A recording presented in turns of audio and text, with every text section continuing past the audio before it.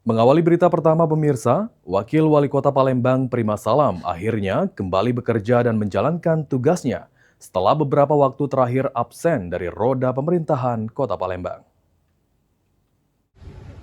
Ditemui dalam kegiatan di Balai Kecamatan Gandus pada Rabu 29 Juli, Wakil Wali Kota Palembang Prima Salam menyampaikan dirinya absen dari roda pemerintahan karena sempat menjalani operasi dan masa pemulihan akibat kondisi kesehatan yang dialaminya.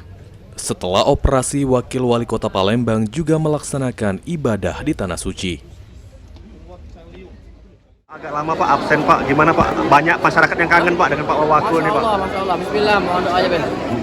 Doanya alhamdulillah sekarang sudah sehat walafiat. Kemarin sempat operasi di otak kan, dan pembuluh darah di otak.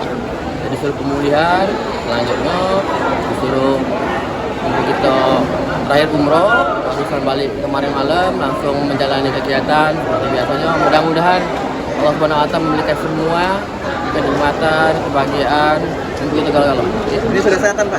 Alhamdulillah. Wakil Wali Kota Palembang Prima Salam menegaskan jika saat ini dirinya sudah kembali sehat dan dirinya juga mengharapkan doa serta dukungan dari masyarakat Kota Palembang. Sandi Pratama, PAL TV.